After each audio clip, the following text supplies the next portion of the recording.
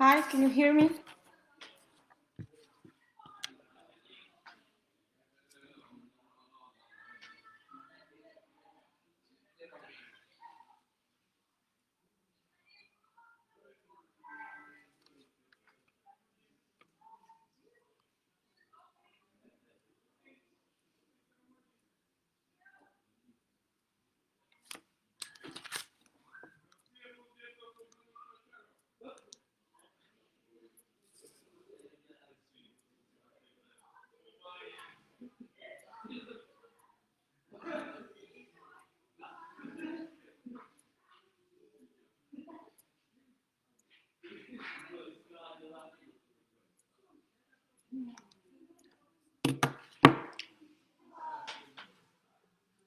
Hi, can you hear me? I hope. Yes, you are here.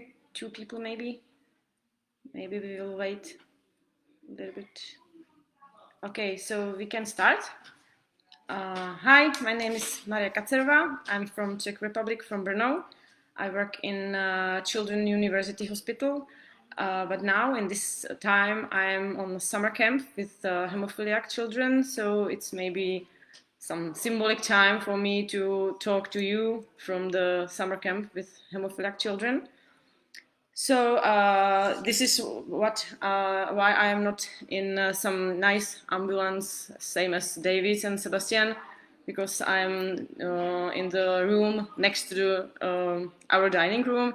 Maybe you can hear sometimes some children from there, so sorry for that, but it's time for our summer camp. So I am very happy that I can talk to you.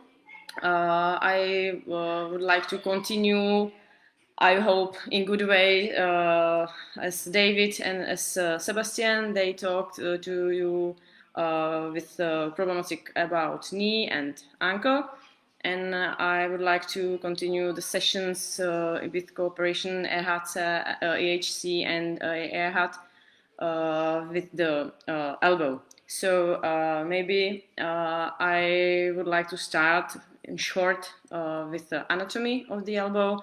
I'm again sorry because I'm on the summer camp. I don't have here any model, nice model of the elbow as David and Sebastian had. So I only talk about the elbow, but I think the most important thing is the exercise, but not the bones. So I try to explain to you.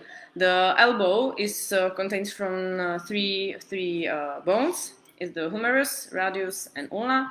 The three bones are connected by three joints: humero-ulnaris, ulnoradialis, and humero-radialis, of course, and they are together in one common capsula. The capsula is powered by ligamentum on the lateral side, and the very important ligamentum in elbow is the ligamentum annulare, which is around the caput of the radius. It's the movement of from the forearm like this. So this is about the ligaments, and of course, what is important for us is the muscles. The movement in elbow is for, of course, flexion, it's extension. So we have the flexors, it's biceps, brachioradialis and brachialis. We have extensors, it's triceps, triceps, and musculus anconeus. And then we have the pronators, two muscles for that, and the supinator, which is the biceps help to supinator, internal or external rotation from the forearm. This is about the anatomy, and I think it's maybe enough. The elbow is a very important joint because of the foot and for the self-service for us. So we need to have enough range of motion in the elbow because of whole life, all day things, and how I said, the self-service. So this is important to take care about the joint. So I would like to show you something like you take care about them, about elbow, how you can exercise for the range of motion, for the strengthening. The Sebastian on the last session talked about the bleeding, about consequences after bleeding, so I think it's not important to talk about it more, and I will continue to concretely exercise. So I would like to start with the soft tissue techniques because as I talk, we have the ligaments and muscles at about around the elbow, and of course on the muscles and the whole body there are the fascia. It's the very important maybe organ or system in our body, and we haven't to we don't have to forget for that. So in the physio, it's maybe the first start with the treatment is during the fascia, and you can do it at home, of course, too. I would like to show you maybe how. If you lie down with your hands on to the part of the elbow, for example here, but you don't have to only lie down, you have to a little bit push to touch the fascia, not only lie down or push, and then you turn around your forearm and you are on the stop. You cannot do more turn. So you stay in this position and you wait for the release phenomenon. So this is the situation when you can feel under your treating hands that the move is bigger. So I don't know, at about 30 seconds, you can feel that your treating hands go more over. And if you do it in a lot of positions, a lot of places around the elbow, you can feel in the end of this treat, you can feel the very good feeling from that, relaxing. It is first thing, and the second thing is that you can you will do the space for the microvessels with lymph and with blood. So, for example, when you have the swelling after bleeding and you make space for these microvessels, sorry, the blood and the rest of the blood can go, and lymph can go into the stomach, so the swelling go away. So it's very comfortable for the acute phase or of bleeding, for example. But you can do this type of treatment, the fascia treatment, during the subchronic phase and during the chronic phase and during the chronic pain, because it's very painful or not painful, sorry. It's very comfortable for you during whole phase. So this is why I talk about it a little bit long, but I would like to you remember that the fascia and the soft technique tissues is very important before the exercise. Okay, it was the preparing, and now when we have relaxing fascia, we can go to the range of motion, because there's bigger possibility to have bigger range of motion after the relaxing of fascia. Sorry. Okay, so I will start with the range of motion to deflection. Very good position for me that the exercise, most of the exercise that I will show you will be in sitting by the table. It's very fine for you. So we will start with deflection. For me, it's better to have some books, for example, and I can lie down my elbow on the books, because now I can see on the good position. I can see with my arms and straight back. Then I can lie down my elbow. Okay, and for the bigger range of motion, I will use the post-isometric relaxation. It means that I use the isometric activating of the muscles for their stretching. Okay, for the flexion, I will start with the maximum of your flexion. Okay, I stop. I cannot do more. Then I lie down my treating hand, my second hand. I try to go maybe more to deflection. Okay, stop. Now I start. I start with the pushing by my treated hand to my treating hand. So my right hand push to my left hand. and left hand do the resistance. So I cannot do any move. I only push, push, push, push, 20-25 seconds. Then after the 25 second activating on the triceps, now I can inhale, and with exhale I relax with my hands, and my treating hand try to do bigger flexion. If it's not possible, never mind, you can stay on the same position for 3 or 5 repeating. So now I again push to my treating hand by your treated hand, and push, push, push at about 25 seconds again.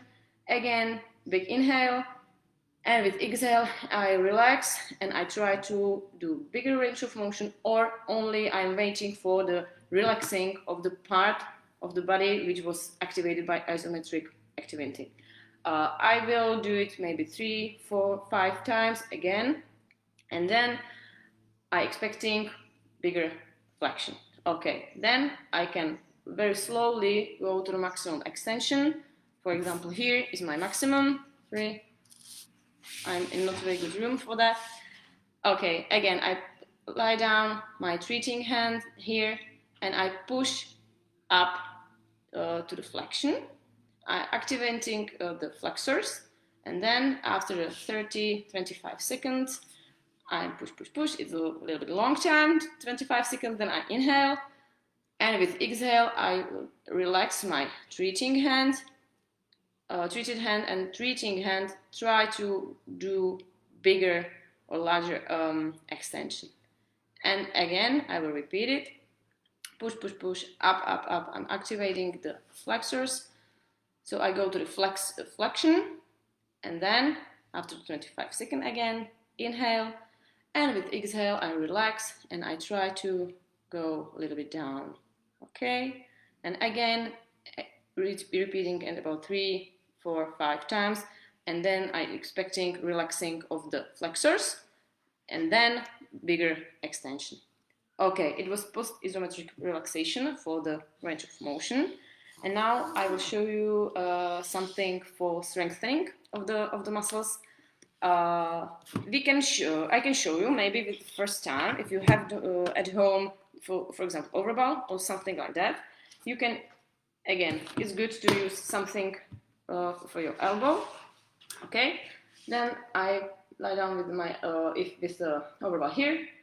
I do flexion, what I can do, and I only push to the bigger flexion and relax. And activating flexors and nothing. Activating and nothing. This is for the flexors with the overball. If you don't have anything like this, you can use, of course, your second hand again, and we can do only the isometric activating of the muscles, or and you stay on the same position, only isometric and nothing, or you can do to the move. If you don't have any pain in your elbow, you can do maybe it's better to have some move. So I can go to the flexion, and then I continue directly to the extension, change the position of my hand and go to the extension, and then I go to the flexion, and I can strengthen my muscles by side 1 and second side again, and I can use the muscles how I need. So if I do the big resistance, it's for bigger strengthening, or I can do it only without any resistance, and you do any move, so the muscles has to work, so it's useful too, without any resistance. So it was flexion and extension. Of course, you can have some dumbbell, or if you don't have any dumbbell like me here, so you can use, for example, bottle with water, and you can use again in a sit. You can do flexion and extension, flexion and extension, or you can do it in the position when you come stand.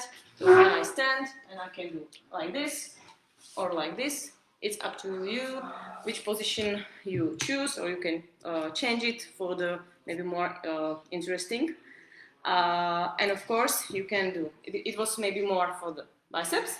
And if you want to strengthening of the extensors of the triceps, it's better to go back if it's possible for you with your arm, and you can only go back to the extension and you strengthen your triceps. It's useful for the bigger extension in movement. Okay, it was strengthening, but this all this exercise, what I show you to this time, it was only analytic type of movement. It was in one way. But we, as a human, we move in a 3D movement, of course. So I would like to now show you maybe the 3D exercise. And again, maybe I use the books. I lie down with my elbow again, and we can use the 3D move. So you will start with this position, maximum flexion of the elbow, flexion in the wrist, flexion in the fingers, and do the things with your fingers. Okay, and you try to go very nearby your arm with your fingers, and you start with the movement like this. You start all the time. You start with the rotation. So you start with the rotation to the small finger, and you open your hand, do the extension of the fingers, directly extension of the wrist, and extension of the elbow. And you go as much as possible for you, and then you go back. So you start with the rotation to the thumb, you go the flexion with the fingers, flexion of the wrist, and flexion of the elbow. You do the small hands and try to go nearby your arm. And again, you continue very fine and slowly to the small finger and go here, and then go here. You can do it without any resistance, or you can do it with your resistance with your second hand again. So you start, when you start, go here, this way. You have to do the push resistance here. So you start, you go here, and the resistance is near the fifth finger. And when you go back, your second hand is in the palm, and you go back again. This is very useful because it's 3D movement, and it's important for us to show and only to the hand that it's good movement for that in 3D. So it was with the movement. Or if you have pain in your elbow and it isn't possible for you to do movement again and again because it's painful, you can do it. Only without movement, of course. Again, so this is maybe the best to touch your hand like this and start with this position. And you for the stabilization of the elbow is very good. And you will do the same movement, but your left hand stopped your right hand in the situation. Okay, so I will try to do this, like in the whole movement, but I stop it by left hand, and I do only here, here, here. The left hand has to be stronger than the right hand in my situation, and I do this, and I hope that you can see on the video the whole muscles are work. I change the position here, here, so they are working. One side, second side, and if you change it, the muscles has to cooperate it. So it's very good for the using in normal life to muscles can cooperate between the opposite sides. Okay, so it was the 3D movement, and I would like to maybe go back to the other type of movement. It's pronation and supination, so internal and external rotation. I will show you. It's absolutely easy. You go here and here, here and here, without any resistance. Of course, you can go, or you can go with the resistance. So you touch your hand here, and you resistance, and then you resistance here. Okay, again and again. If it's not painful, you can do it. If it's painful, you will not do it, of course. Yeah? If you do it only without any resistance, I'll do it very, very easy. But you can exercise in your mind, and you can be concentrating for the activating your muscles. So you maybe try to find that you have to make a muscle. Okay, so you can do it in air, and you can think that the muscles has to work. Okay, have to work. Okay, so it was, sorry for the noise, and then it was elbow, forearm, wrist, fingers. But I don't have to forget for the arm, because arm is the key joint of the whole limb. And when we have in good position to the arm, it is centrating, so the functionality of the whole limb is much more better than if you are in the central position. Okay, so we will try to work on the centration of your arm now. It's very easy. It's again when you can sit, so it's maybe comfortable for you. You can sit by the table. Again, it's good to have a good height of your table. If it's not, you can do something for your forearm, under your forearm. But now I am in okay, so I cannot use anything. So your hands are on the table. This exercise is better when you use the bilateral, so I can use both hands. Okay, so I start with the lie down with my hands. In my hands, it's like something like wall. If you have this position, okay, I will have this. But I have to be careful to do not be in this position that the meat go out. My meat from my forearm has to be in this position. Okay, whole forearm is on the table, and my arm has to be centrating. And then if it's good, I can push down to the table. And if I am in centration position, it's very relaxing for the overuse muscles. It means biceps, for example, or neck muscles. So if you push down in good position of your arms, you can feel it that muscles of the stomach and of the back and from the arm are working, but the neck muscles are relaxing. Okay, how can you know it? It's absolutely easy. When you are in this position and you are in the decentrating position, your neck muscles are very strong. If you touch them, they are very hard, and you can see this muscle. If it's very good centrating, so you are in this position, there is nothing to touch. It's very soft and very fine. So now I'm sure that the arm is in good position, and then I can push down, and I can feel the muscles around the scapula, around the arm, and neck is very, very fine. This is very good for the relaxing of the neck muscles, for example. Okay, it was about arm because it's so very important. But I can go back to the whole limb and whole and elbow, of course. So for forearm, for a strengthening of forearm, we can use the isometric again, which is better because of no movement, no pain in your elbow. So very easy. You lie down with your forearm, and you only do the isometric activating of the muscles in the forearm, but of course in arm too, and relax. And you do again the activating on this part of body and relax, and again.